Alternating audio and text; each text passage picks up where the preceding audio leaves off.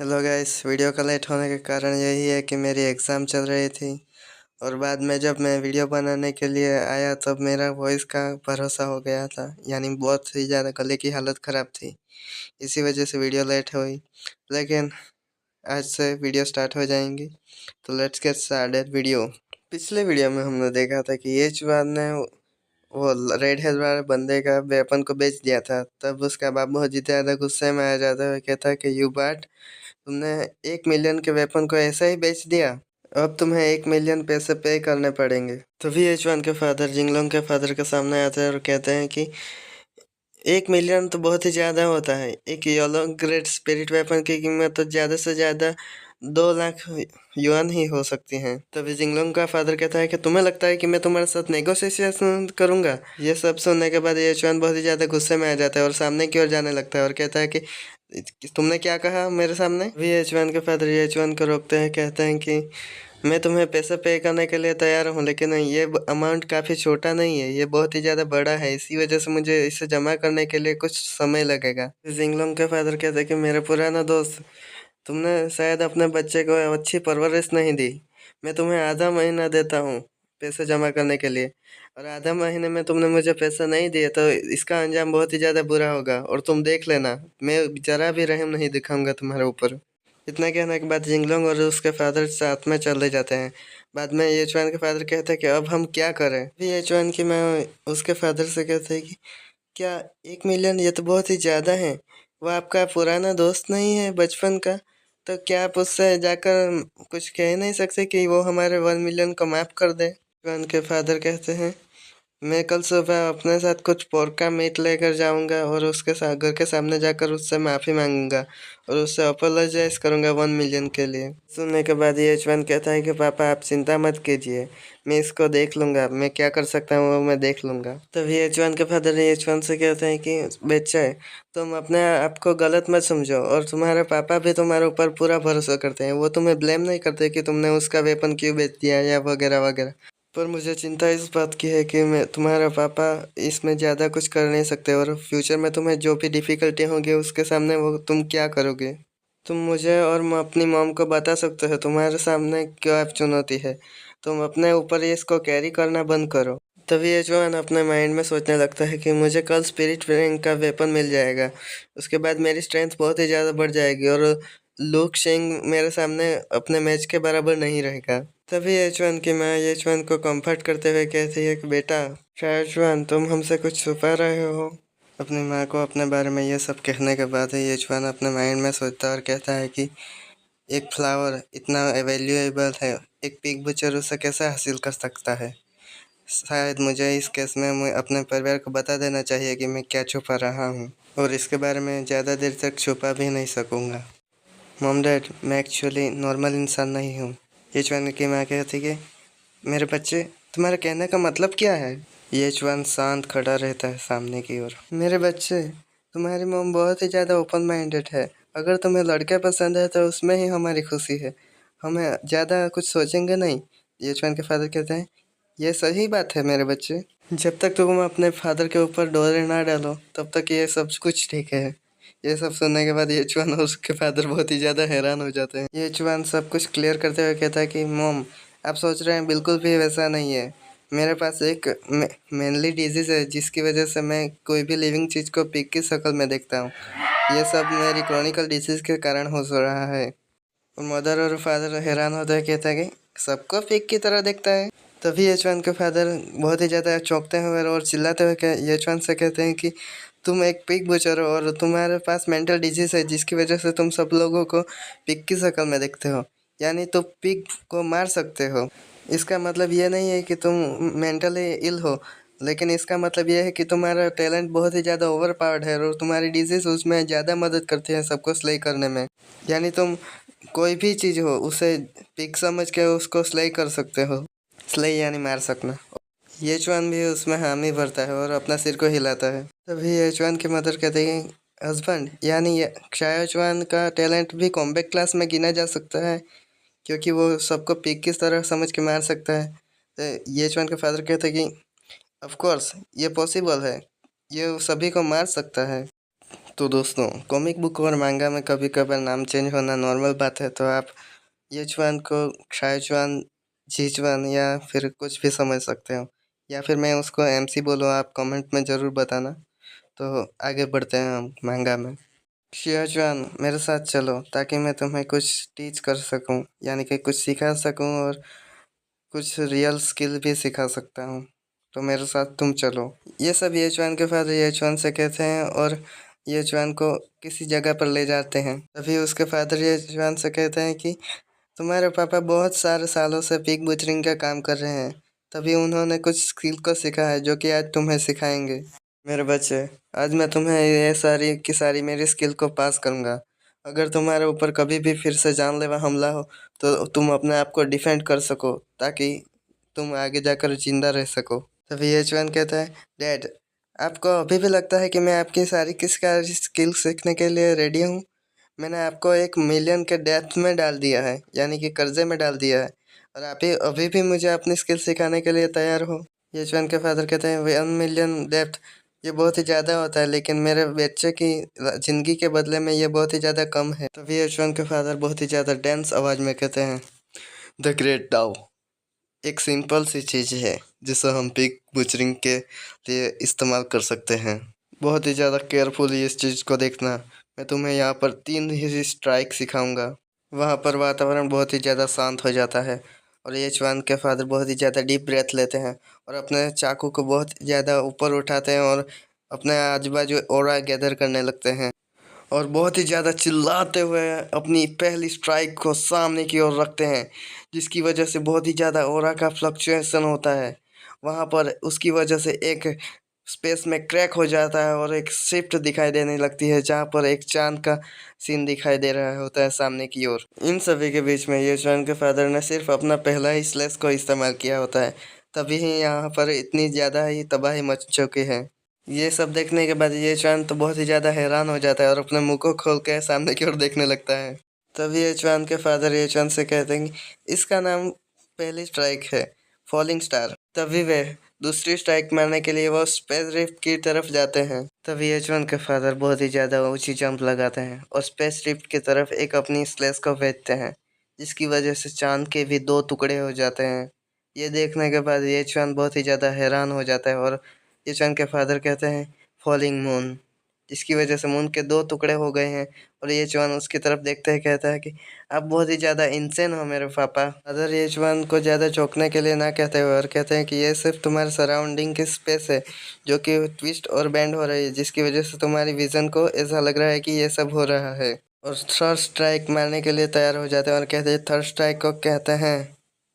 इतना कहने के बाद बहुत ही ज़्यादा ओरा फार्मिंग करते हैं और एक स्लेश को सामने की ओर लगाते हैं, डिवावरिंग सन, जिसकी वजह से तुम बहुत ही ज़्यादा ओरा रिलीज होता है और वहाँ पर गोल्डन लाइट फैलने लगती है और सामने की ओर बहुत ही ज़्यादा जोर से धमाका होता है। इसकी वजह से चारों तरफ बहुत ही ज़्यादा प्रकाश हो जाता है और कोई वहाँ पर देख नहीं पाता। ये एचवान अपनी आंखों को बंद करते हुए कहता है, पापा, क्या आप सच में पिक को मारते थे या फिर जनी टू द वेस्ट के पिक को मारते थे? तभी एचवान के फादर कहते हैं, ऐसा कहने की ज़रूरत नहीं है, और तुम ये 3 स्ट्राइक को सीख जाओ और एक दिन जाकर तुम भी इस स्ट्राइक को यूज़ कर पाओगे। तभी एचवान बहुत ही ज़्यादा एक्साइटेड होते कहता है कि हाँ पापा, मैं सीखूंगा सीखूंगा। तभी एचवान के फादर एचवान से कहते हैं कि तुम्हारा पिक बुचरिंग नाइफ किधर है?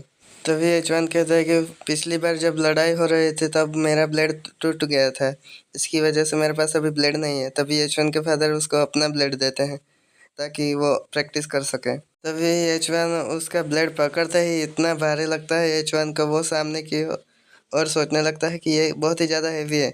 यहाँ पर मैं आप लोगों को बता देना चाहूँगा, एचवान डिवाइन रैंक पर है, यानी कि डिवाइन पिग बुचर का स्किल है उसका, फिर भी वो इस ब्लेड को उठा नहीं पा रहा। इसी वजह से मुझे लगता है कि एचवान के फादर का बैकग्राउंड भी बहुत ही ज़्यादा डीप है, जो कि हमें आगे जाकर बताया जाएगा मांगा में। ये जवान उस ब्लेड के वजन के कारण गिर जाता है और सोचने लगता है कि ये कितना भारी है। ये जवान के फादर कहते हैं, बच्चे, तुम ट्रेन बहुत ही ज़्यादा अच्छी तरीके से करना, मैं अभी सोने के लिए जा रहा हूँ, मैं बाद में तुम्हें चेक करूँगा।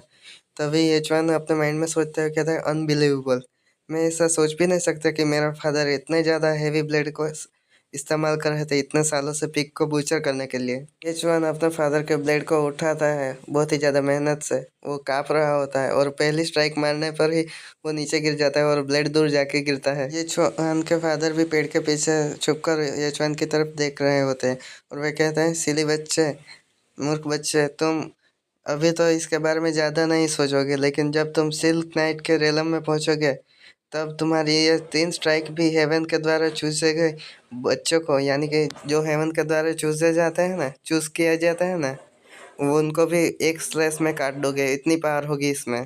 तभी हम येचुआन की तरफ देखते हैं जो कि बहुत ही ज़्यादा मेहनत कर रहा होता है और अपने स्लैश को मार रहा होता है।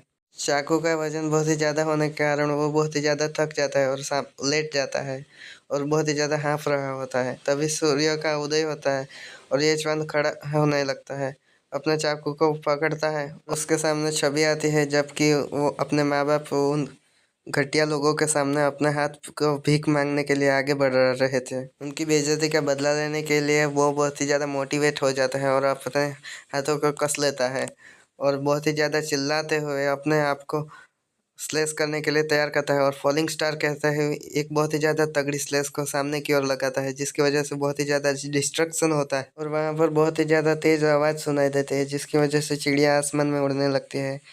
येचुआन की तरफ सीन शिफ्ट होता है और वो बहुत ही ज़्यादा ऑरा रिलीज़ कर रहा होता है, जिसकी वजह से वो बहुत ही ज़्यादा स्माइल करता है सामने की ओर देखने के बाद। तभी हम भी देखते हैं कि येचुआन की वो स्ट्राइक की वजह से इतना ज़्यादा स्लैश का इमिट होता है कि क्या बोलें, बहुत ही ज़्यादा डेंजरस सीन है वो।